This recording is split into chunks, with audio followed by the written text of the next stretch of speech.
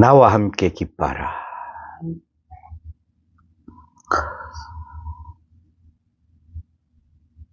재물과 성김 위에 내가 나를 전제로 드릴지라도 나는 기뻐하고 너희 무리와 함께 기뻐하리니 그랬습니다.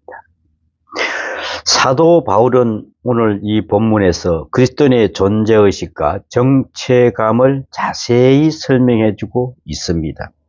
그리스도인은 자기 정체를 생각할 때에 언제든지 다음 세 가지 측면에서 평가할 수 있어야 합니다. 또한 신앙인으로서의 자기 성숙을 도모할 때에도 이 세 가지 측면이 힘써야 되는 것입니다. 첫째, 하나님의 소원을 먼저 생각하는 것이다. 하나님의 소원을. 이것은 앞장과도 연결지어 생각할 수 있습니다만은 내가 향하는 하나님의 뜻이 무엇인지, 내가 어떻게 행하시는지, 가금만 아니라 미래에도 하나님은 내게 무엇을 기대하고 계시는지, 하나님의 소원, 그 기쁘신 뜻, 그리고 내게 향한 경륜을 생각해야 한다 그랬습니다. 하나님께서는 나를 통해 무엇을 이루려고 하는지를 생각해야 합니다. 하나님께서는 내 소원을 끊고 내 욕망을 아예 끊어버리면서까지 당신의 뜻을 이루려고 하십니다. 우리나라들 봐도 그렇지 않습니까? 참 우리나라를 하나님께서 엄청난 고통과 환난을 주었습니다. 지금 이거는 이거는 아주 게임도 안 되는 일이죠. 그죠? 하나님께서는 얼마나 어려운 고난을 주셨습니까? 36년 동안 일본의 밑에서 있었습니다. 36년 동안을. 우리의 글도, 우리의 말도, 우리의 모든 문화도 다 바꿔지고. 또, 그게 끝나고 나서 조금 있다가 어떻게 됐습니까? 6.25 전쟁을 치렀습니다. 6.25 전쟁이 남침입니까? 북침입니까?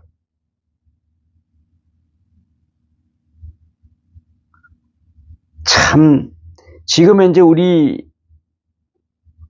학생들이 가르치는 애들을 보니까 이걸 남에서 먼저 치고 올라갔다는 것이요.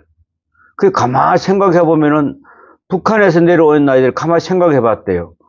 아니, 분명히 우리가 북한에서 배울 때는 분명히 한국이 쳐들어와서 그랬다는데, 아니, 그런 것 같으면 16개국이 왜 와서 쳤는 것 같으면 이거 그냥 돕겠느냐. 자기들도 이해가 안 가더라는 거야. 어떻게 해서 16개국이나 와서 쳤는데 이 나라 하나를 못 부쉈어?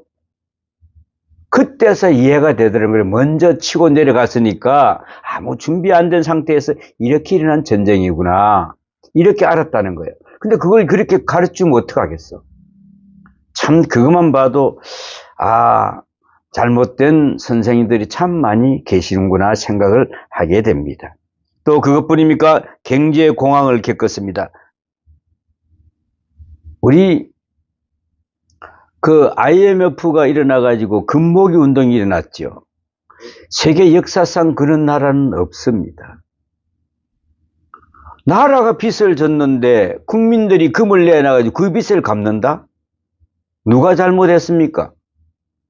정치꾼들이 잘못해놓고. 그래 그걸 갖다가 전부 다 내서 또 갚았어요. 그리고 IMF를 대한민국이 이제 IMF를 맞아서 앞으로 몇십 년 동안은 꼼짝없이 일어나지는 못할 거다. 당당한 2년만 일어난 나라가 또 대한민국입니다. 참 기가 차죠. 응? 또 정치 파동을 겪었습니다. 80년도만 해도 엄청난 체류탄이 사방에 터졌습니다. 종로만 나가면 체류탄 냄새가 나서 사무실에 앉아있기가 힘들었습니다. 그런 가운데 하나님은 우리 민족을 단련시키고 연단 지어서 키워서 강하게 하시고 지혜롭고 성숙한 가운데서 지금 세계 무대에 우뚝 올려세워놨던 것을 볼 수가 있습니다. 자, 과연 무엇을 이루려고 하시는 것입니까?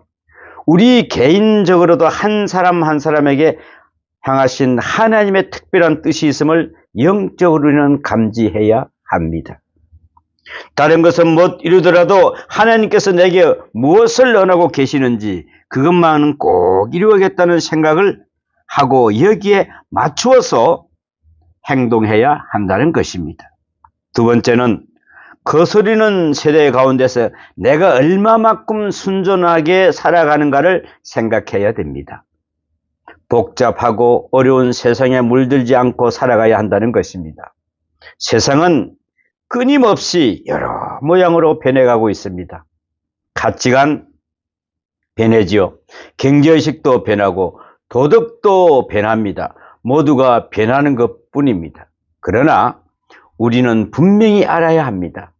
우리의 신앙은 하나님의 말씀은 변할 수가 없고 그의 진리는 절대로 변할 수 없는데 성도들이 얼마나 순전함을 지켰는지 이것을 생각해야 한다는 것입니다. 이 세대를 본받지 않고 이 세상과 타협하지 않고 세상 물결에 휩쓸리지 않고 내가 얼마나 순수하고 깨끗하게 보존되어 있는지를 생각해야 됩니다. 세 번째, 신앙적 차원에서 나를 필요로 하는 성도의 기대에 부응하는 봉사를 생각해야 된다 그랬습니다. 내가 이 나라, 이 사람들을, 이 믿지 않는 사람들 내가 얼마나 봉사하고 그들 앞에서 내가 어떻게 떳떳하게 설 수 있느냐를 생각해 봐야 됩니다. 나를 필요로 하여 나의 도움을 원하는 사람들이 참 많습니다. 많은 사람들이 내게 기대하고 있으나 나는 저들을 외면하고 있을 때가 참 많습니다. 그럴 때에 내 마음이 편안할 수가 없지요. 물질이 필요한 사람은 물질로 도와주지 못할 때 참 안타깝습니다. 내가 있으면 그냥 다 주고 싶어요. 그냥 지금도 있으면 그냥 다 물질이 힘드는 사람한테 그냥 좀 주고 싶어요. 또한 정신적으로 필요한 사람을 느끼는 사람을 돕지 못할 때는 정말 괴롭습니다. 그 사람의 정신을 콱 살려줘야 되겠는데 그걸 못 해줄 때, 어떤 때는 시간을 필요로 하는 사람이 있으나 다 응할 수가 없을 때가 있습니다. 참 어떨 때는 내가 저 시간을 왜 뺏기지 할 때가 또 있습니다. 저도 이것 때문에 힘들 때가 있었습니다. 때로는 주일 예배를 마치고 누군가가 저와 이야기를 하고 싶다고 하면은 다음에 하자고 합니다. 예배 드리고 온 종록을 섞어 놨어요. 이제 누구를 만나도 이야기할 수가 없습니다. 입이 잘 안 떨어집니다. 그런데 상대방은 지금 시간이 있지 않느냐며 조르면서 그러면 조르면 어찌하면 좋습니까? 좀 시간 내가 이야기 좀 하자 그러면 어떻게 하겠습니까? 여러분 같으면. 이럴 때는 정말 답답합니다. 물론 지금 시간이 있습니다. 그러나 사람은 한 곳에 정력을 쏟고 나면은 그 다음에는 누군가를 만나서 이야기할 경향이 없습니다. 부득이 지금은 안 되겠다고 거절을 합니다. 그래서 대화를 청하던 분이 그냥 돌아가고 나면은 또 마음이 아픕니다. 그 사람이 그때 나하고 꼭 대화를 하고 싶었는데 정말 나는 너무나 말을 하고 피곤하니까 돌려보냈는데 그런 마음이 쨍할 때가 있습니다.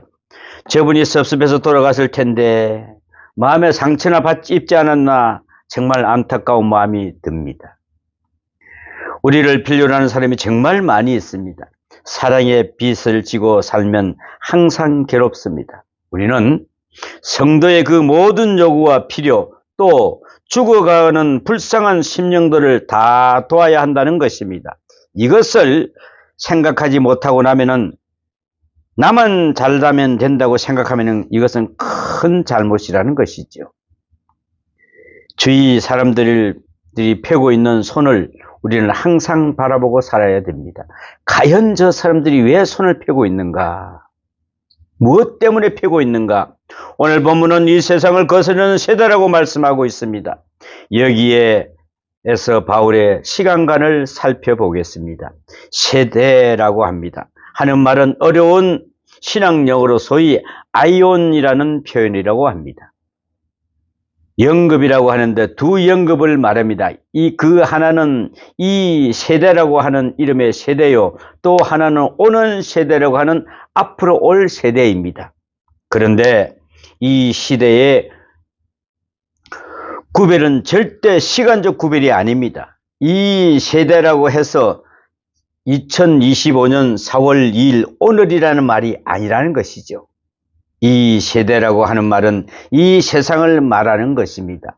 이 세상에 속한 것이 이 모든 것을 다 세대라고 하는 것입니다. 또 오는 세대, This age to come이라는 말은 오늘 이후에 다가오는 세대를 가리키는 것이 아닙니다. 그것은 영원한 세대요. 그러면서도 현재 우리 세대 안에 들어와 있는 세대입니다. 이것을 영언이라고 한다는 것입니다. 이 영혼이 현재 우리 안에 세계 안에 들어와 있다는 것입니다. 바울은 시간을 이렇게 두 세대로 나누는데 본문의 말씀에 보면은 거스리는 세대란 바로 이 세대를 뜻하는 것입니다. 이 세상의 모든 여건을 말하고 있습니다. 그것을 사도 바울은 두 가지 말로 아주 간결하게 묘사하고 있습니다. 어그러지고 거스르는 세대 그랬습니다. 바로 그것입니다. 어그러지고 거스러지는 세대. 어그러진다는 그 말은 삐뚤어지고 구부러졌다는 그런 뜻이요. 원문 그대로 깊이 연구해 보면은 칼키 같다 그랬습니다. 칼키 같다. 칼키 같다. 칼키는 낚시 바늘처럼 구부러져 있는데 아무데나 잘 걸립니다. 저기 가도 걸리고 여기 가도 걸리고 이 세상이 바로 그는 칼키와 같다는 그런 말씀입니다. 여러분들이 길거리 나가면서 나는 죄 짓지 않아서 할 일이 다 했다고 생각할 수 있겠습니까? 칼키를 걸키면 안 걸릴 거 하나도 없습니다, 여러분. 그 다음에는 거스린다는 말을 역행한다는 뜻인데 이것도 원문은 깊이 살펴보면은 유혹되고 곡해한다는 뜻이요. 순수하게 받아주지 않는다는 그런 뜻입니다. 생각해 보십시오. 이 세상이 나를 순수하게 받아줍니까? 내 말을 진실하게 믿어줍니까? 내가 가난하다고 하면은 그 가난을 믿어줍니까? 이 세상은 내게 대하여 공평하지 않고 거스리는 그런 세대입니다. 모든 것이 바르게 이루어지지 않습니다. 순수하게 진행되고 있지 않습니다. 마음들이 모두 구부러져 있습니다. 우리가 대하는 것을 봐도 그렇습니다. 그거 참 좋겠습니다 하면 되는데 좋겠다가 무엇입니까? 이렇게 따지고 묻습니다. 마음에 들지 왜 마음에 평안하지 못할까 하는 생각을 해보게 되는 것이죠. 그렇게 콕콕 찌르는지 정말 칼키 같습니다. 그냥 넘어갈 일도 그것을 꼭 집어냅니다. 이것 안 됩니다. 문제는 여기에 있습니다. 이러면은 세대 속의 그리스도인은 어떻게 살아가야 합니까? 바울은 이것을 다시 세 가지로 이야기를 하고 있습니다. 첫째, 우리는 무엇이 없어야 될까요? 흠이 없어야 됩니다. 그리스도인은 흠이 없어야 됩니다. 헬라어로 아벤폰토이 그런다. 아벤폰토이. 비판을 받거나 지탄을 받을 것이 없어야 한다는 그런 뜻입니다.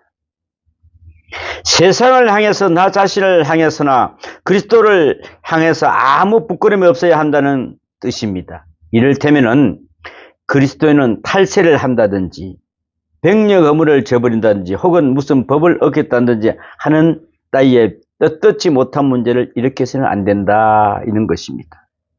우리는 이 세대, 이 세상을 살아가면서 행여나 그런 지탄의 대상이 되어서는 안 된다 그런 말씀입니다. 믿는 사람들일수록 오히려 세상법을 잘 지켜야 하는데 이것은 온전히 신사숙녀의 도를 지켜야 하는 그런 설명이 되기도 합니다. 둘째, 순전해야 합니다. 순전해야 합니다. 이 말은 아케라이오이라인데 아케라이오이 사도 바울이 자주 쓰는 용어입니다. 섞이지 않아야 된다. 섞이지 말아야 된다. 또 간호하지 않았다는 그런 뜻입니다. 여러분, 우유에 물을 타면은 그 우유는 순수하지 못하지요. 물탄 우유가 되지요. 물을 타서 멀겋게 된 포도주도 순수하지 못합니다. 우리 신앙 생활의 동기, 신앙 생활 사상, 의도 같은 것들도 깨끗이 해야 한다는 그런 말입니다. 다른 걸 섞어서 거기서 같이 합력할 수가 없다는 것이죠. 그래 보면은 새벽에도 우리가 자주 이야기합니다마는 내가 믿는 하나님이 그 외에 또 나를 믿는 신은 없는지 늘 점검해야 된다는 것입니다. 그게 서로가 엉키게 되면은 그때부터는 하나님도 아니고 신도 아닙니다. 아무것도 아닌 그런 신앙생활을 하고 있다는 것을 알 수가 있습니다. 우리가 교회에 나올 때 순수하지 못하면 문제가 있습니다. 예수님 믿는 믿음이 순수해야 합니다. 기도하는 마음도 순수하고 티가 없어야 합니다. 만일 동기가 복잡하면은 그 신앙에는 발전이 없습니다. 그러므로 항상 자기 자신을 순결하게 지켜나가고 그 순수성을 보장해야 한다는 것입니다. 셋째, 그리하여 하나님의 흠없는 자녀가 되라고 합니다. 흠없는 자녀. 오늘 15절에 보면은 흠없다라는 단어가 2번이나 나옵니다. 우리말 성경에는 똑같은 뜻으로 번역되었으나 헬라 원문을 보면은 서로 뜻이 다릅니다. 나중에 나오는 흠없는 자녀에서 흠없다의 헬라어는 아모마입니다. 아모마. 이 말은 아주 허물이 없다는 그런 뜻으로 말씀합니다. 하나님의 심판대 앞에 설 때에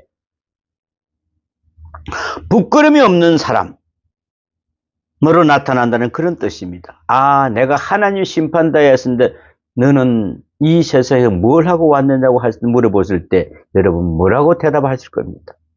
제가 한 일은 오직 예수 그리스도를 믿는 것 외에는 제가 한 게 하나도 없습니다. 우리가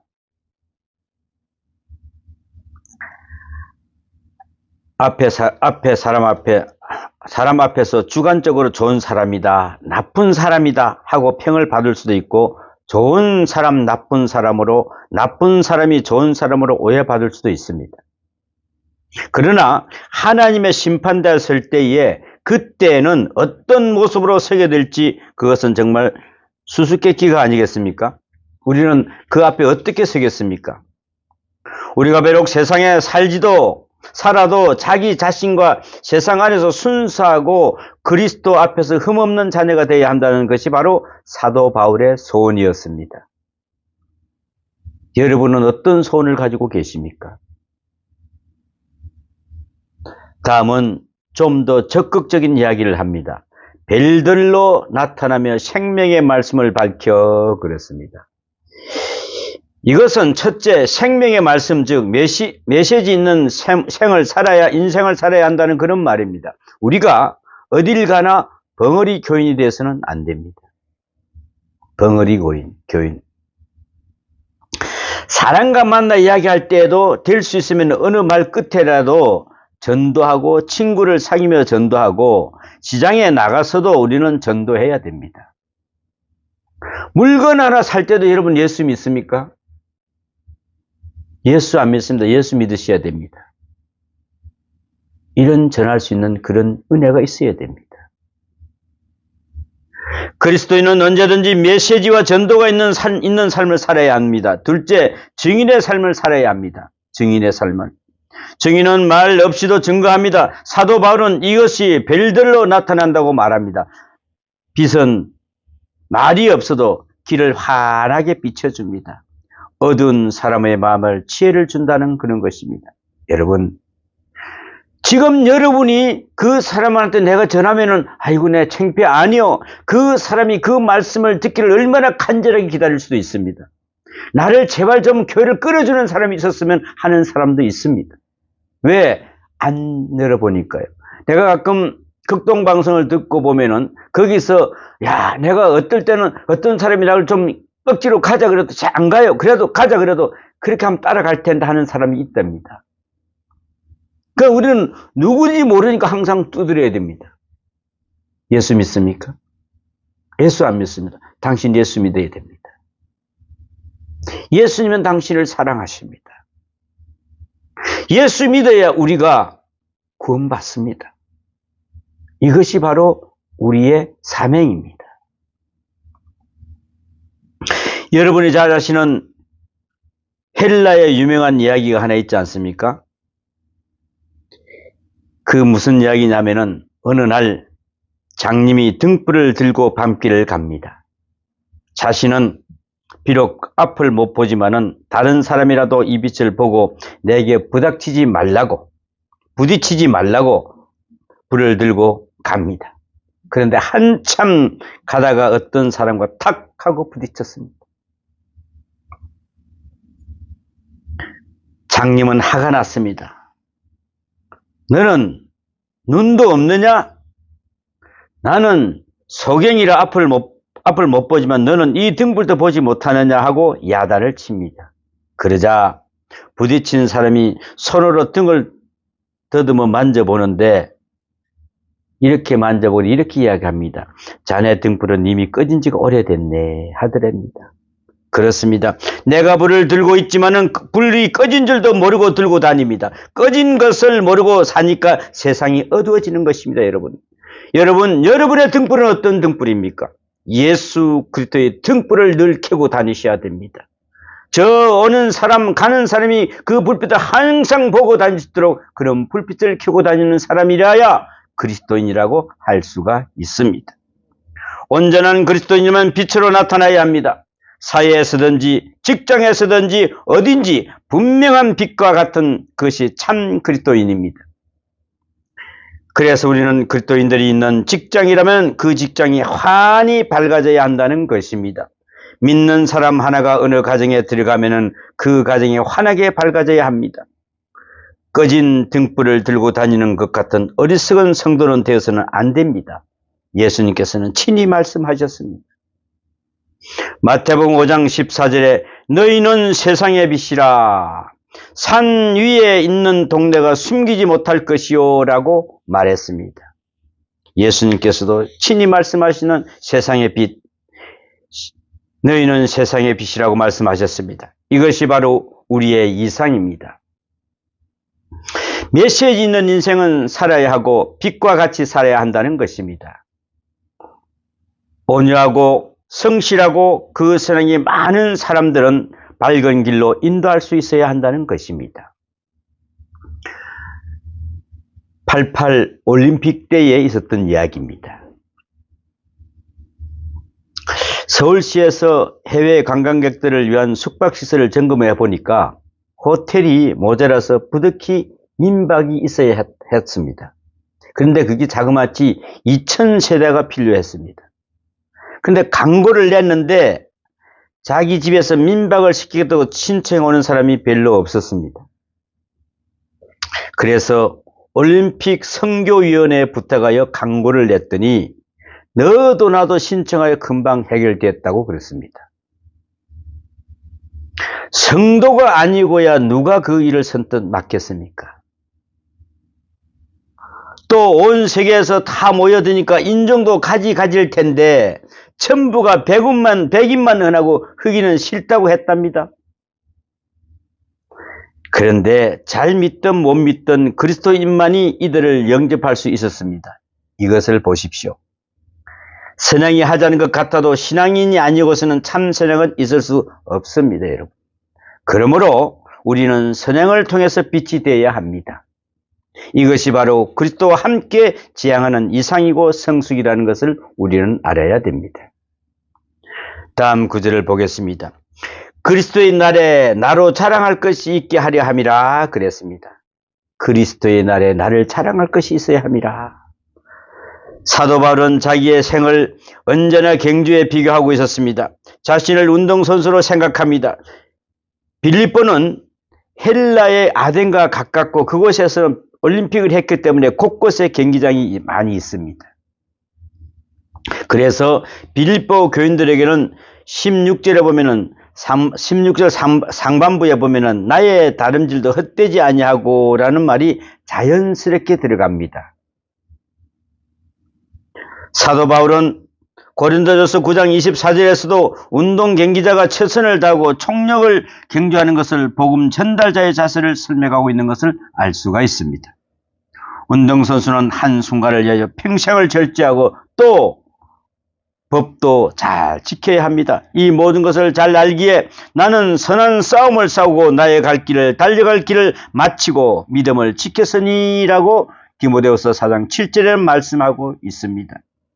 한번 자기의 삶을 경주자로 비교하고 있는 것입니다. 여러분은 누구와 경주를 하시려 합니까? 우리는 세상 사람들과 경주를 해야 됩니다. 사도 바울은 이제 나이 많아 자신의 일상을 회고합니다. 세상 끝날 때가 되어 마지막 꼬린지름에 와 있음을 알 수가 있습니다. 이제 요단강을 건너가 꼬린할 때에 주님께서 내게 면류관을 주실 것을 내다보고 있었습니다. 여러분, 우리가 요단강 건너서 갈 때에 예수님께서 우리의 면류관을 준비되었다라고 그런 고백이 우리가 나와야 됩니다. 나의 갈 길은 달려갔는데 그런데 거기 가서 나는 면류관이 없더라. 이런 상황이 되면 어떻게 하겠습니까? 우리가 이 세상에서 어느 정도 예수 그리스도 안에서 최선을 다했느냐, 이것을 따져보는 것이죠. 내가 상을 받을 상이 어디에 있습니까? 내가 전도해서 믿게 된 사람, 내가 가르쳐서 믿게 된 그리스도인, 이들이 바로 내가 면류관을 얻게 되는 기준이라는 것입니다. 그래서 여러분 전도해야 됩니다. 내가 구제를 많이 했다고 또 큰 사업으로 자선을 했다고 해서는 되는 것이 아닙니다. 사도 바울은 자신이 전도해서 예수를 믿게 된 빌립보 교인들이 믿음 생활을 잘하고 성숙한 그리스도로 살아갈 때 빛이 되고 말씀이 되면 바로 그것이 나의 수고가 되고 그리스도의 날에 나의 자랑거리가 될 것이라고 말하고 있습니다. 우리가 하나님 앞에 가서 자랑할 것이 무엇입니까? 돈 많이 번 것 있습니까? 세상에 잘 산 것 있습니까? 자녀를 많이 낳은 것입니까? 아닙니다. 결국은 내가 전도해서 그리스도인이 된 사람들, 그들만이 나의 자랑이요 훈장과도 같이 내가 받을 상이 될 것이라 그랬습니다. 이제 사도 바울은 자기의 가장 큰 기쁨을 말하고 있습니다. 그는 이 세상에서 가장 행복했던 사람입니다. 17절을 한번 보십시오. 너희 믿음의 재물과 섬김 위에 내가 나를 전제를 드릴지라도 나는 기뻐하고 그랬습니다. 전제는 스펜토마이, 이 뜻은 쏟아붓는다는 그런 뜻입니다. 내가 너를 위하여 피를 쏟아부어도 기뻐하리라 그랬습니다. 이 얼마나 행복한 시간입니까? 지금 죽어도 좋다는 마음으로 일하는 사람한테는 피곤함이 없습니다. 그런데 바울은 무엇을 기뻐하고 있습니까? 빌립보 교인들의 믿음과 봉사를 기뻐하고 있습니다.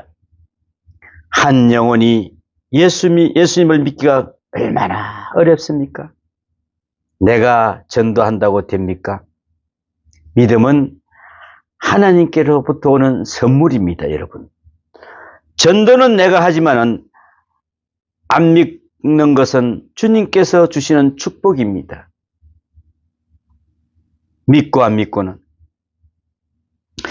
2008년에 시카고에서 열린 선교대회에서 인도와 아프리카 선교사의 보고가 있었습니다. 한 선교사가 5년간 전도해서 2명을 믿게 했고, 또 다른 선교사는 한 사람도 얻지 못했으며, 또 한 선교사는 6년간 전도해서 어린 고아들을 키우고 있다고 이렇게 했습니다. 참 여러분, 전도하는 거 참 힘듭니다. 근데 우리가 전도지 들고 나가보면은 진짜로 예수 믿으려고 오는 사람이 아니라 다른 교회 나갔다가 그냥 떨어졌던 사람들이 오는 것을 많이 볼 수가 있습니다.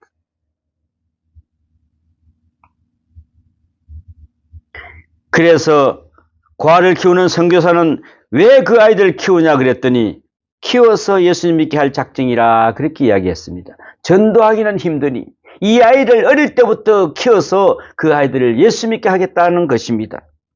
자신이 아무리 전도해도 되지 않기에 이 아이들을 키워서 그들을 전도한다는 것입니다. 한 사람 예수 믿기가 이토록 힘이 듭니다. 그래서 바울은 한 사람이 예수 믿음이 생길 때 가장 기뻐하고 또 그들의 믿음이 자라서 봉사하라고 할 때가 가장 기뻐하다고 그랬습니다. 요한 3서 3절을 한번 보겠습니다. 형제들이 와서 내게 있는 진리를 증가하되 내가 진리 안에서 행한다 하니 내가 심히 기뻐하노라 그랬습니다. 나이 많은 사도 요한이 그가 전도해서 믿는 자녀들의 믿음에 대한 소식을 듣고 자기의 기쁨을 이처럼 고백하고 있는 것을 알 수가 있습니다. 여러분, 사도 바울처럼 이러한 기쁨이 충만하고 이 기쁨에 목숨을 거는 것을 볼 수가 있습니다. 이 믿음과 봉사에서 오는 기쁨에 자기 목숨을 걸고 내 피를 쏟아붓는 전제를 드릴지라도 기뻐한다고 말합니다. 이런 가치관과 행복관이 바로 그리스도인의 마음이어야 한다는 것입니다. 여러분, 사랑이란 무엇입니까? 사랑이란 희생 더하기 기쁨입니다. 사랑을 하면서 그 기쁨을 받아들이는 것입니다. 희생이 없으면 사랑이 아니요, 희생은 있으나 고통이 따르면 그것 또한 사랑이 아닙니다. 사도 바울은 희생하면서 기뻐했습니다. 이것은 생명을 거는 종말론적인 기쁨입니다. 사도 바울은 이와 같이 너희도 기뻐하고 나와 함께 기뻐하라 18절에 말하고 있습니다. 기쁨은 기쁨을 전달합니다. 다른 것은 없더라도 기뻐하는 것만 가지고도 봉사가 됩니다. 여러분, 예수 믿는 우리는 어디 가서 누굴 보더라도 얼굴이 환하고 항상 웃는 모습이어야 됩니다. 아, 저분을 보고 내가 기뻐하니까 내가 예수 믿어야 되겠다. 다른 것은 없더라도 기뻐하는 것 보고도 봉사가 된다는 것입니다, 여러분. 그리스도인은 늘 기뻐하며 남에게도 나와 함께 기뻐합시다 라고 말할 수 있어야 한다는 것입니다. 내가 그리스도 안에서 기뻐할 때에 다른 사람도 나와 함께 기뻐할 수 있습니다. 그래서 함께 기뻐하는 그런 기쁨을 누릴 수 있는 여러분이 되시기를 축원합니다. 기도합니다. 사랑의 하나님, 생명을 거는 종말론적 기쁨은 너희도 기뻐하고 나와 함께 기뻐하라고 하는 그 말씀처럼 기쁨을 기쁨으로 전달하는 그런 것이어야 됩니다. 우리는 늘 기뻐하면서도 남에게 나와 함께 기뻐합시다라고 고백할 수 있는 그런 그리스도인이 되기를 원합니다. 어디를 가서 무엇을 하든지 간에 주님 은혜 가운데서 늘 승리하는 복된 삶이 되게 도와주시옵소서. 주님을 사랑합니다. 내 이웃을 사랑합니다. 이 말이 항상 전제로 되어 나오는 그런 우리 성도들 되게 도와주시옵소서. 이 모든 말씀 우리 주 예수님 이름으로 기도하옵나이다. 아멘.